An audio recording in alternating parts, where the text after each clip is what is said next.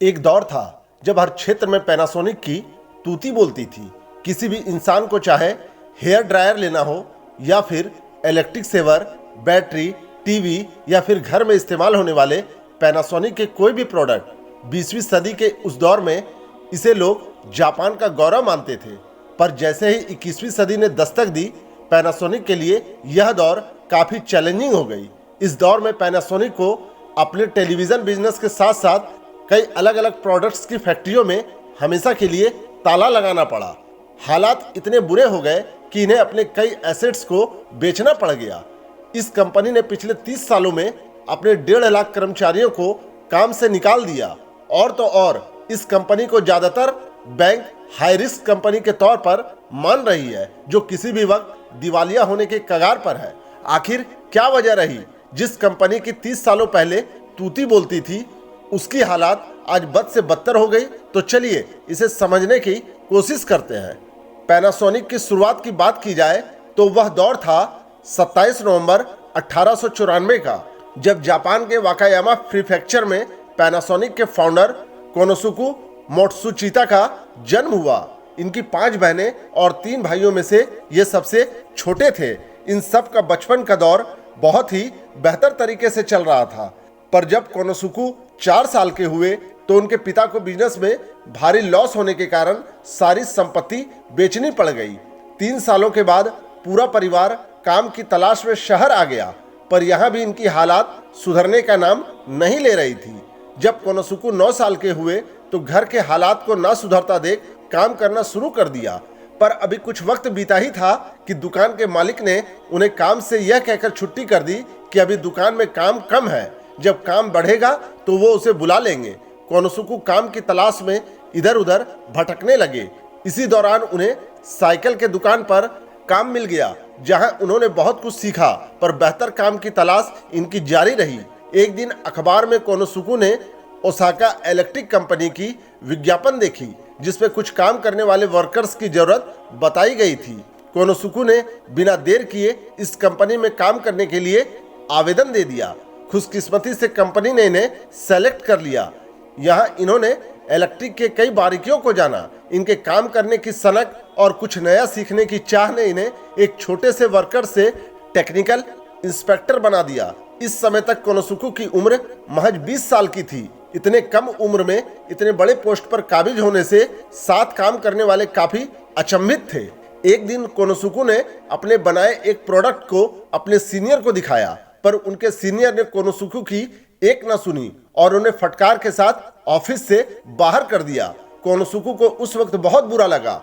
उन्होंने तुरंत से कंपनी से रिजाइन कर दिया और अपने कुछ सेविंग से कुछ इंस्ट्रूमेंट खरीदी और अपनी पत्नी, अपने बड़े भाई व कुछ स्टाफ के साथ अपने खुद का प्रोडक्ट्स बनाने लगे। अपने बनाए प्रोडक्ट्स को ये बाजारों में जाकर बेचने लगे, पर बाजार ने इन्हें अच्छा रिस्पॉन्स नहीं दिया।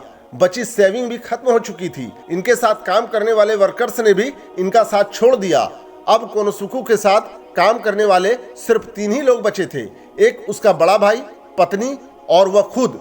कई महीनों की लगातार एक्सपेरिमेंट करने के बाद कोनोसुके ने एक ऐसा प्रोडक्ट्स बनाया जिसने उसकी आगे की जिंदगी को बदल कर रख दिया। जी हाँ दोस्तों, इस प्रोडक्ट का नाम था इंसुलेशन प्लेट। उस दौर में पंखे के इंसुलेशन प्लेट की बहुत ज़्यादा डिमांड थी।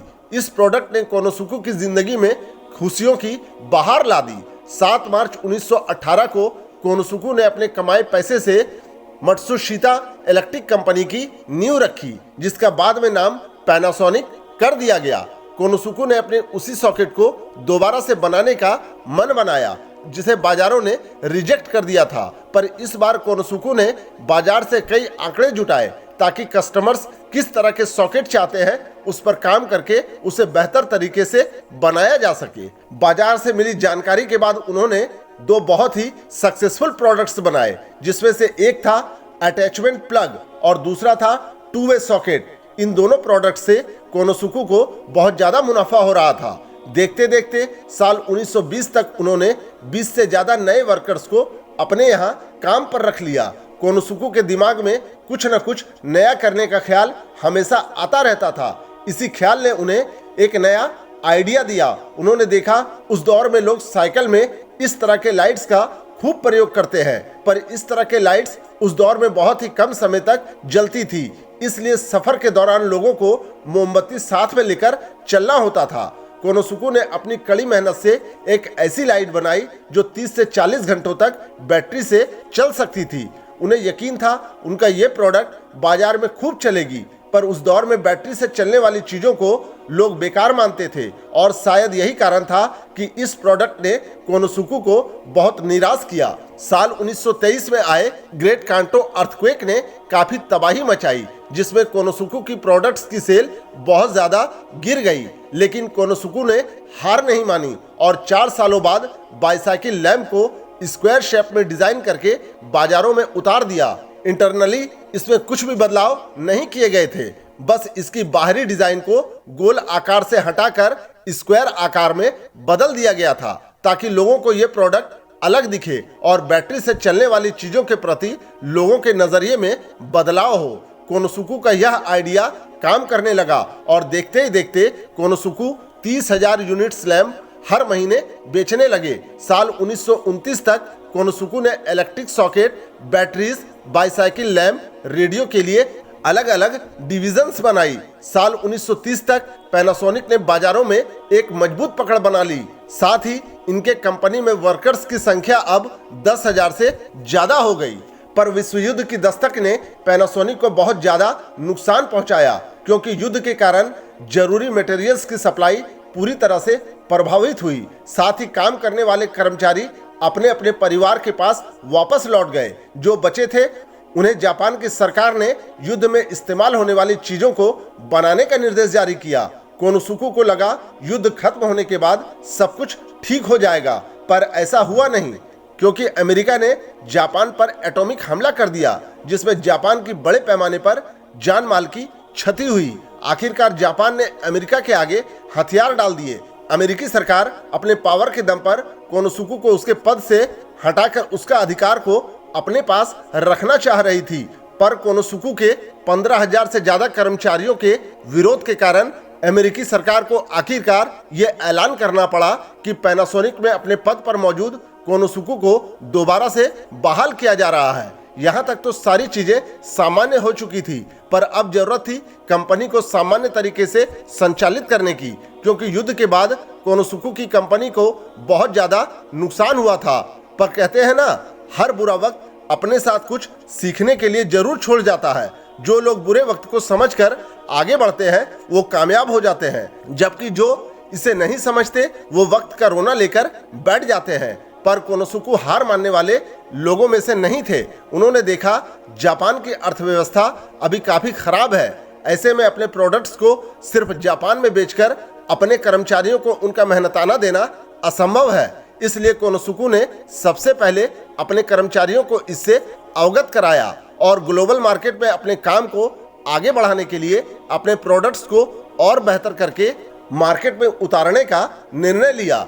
साल 1960, 1970, 1980 तक कंपनी ने उन सारी ऊंचाइयों को हासिल किया जिसे हर कंपनी हासिल करना चाहती है।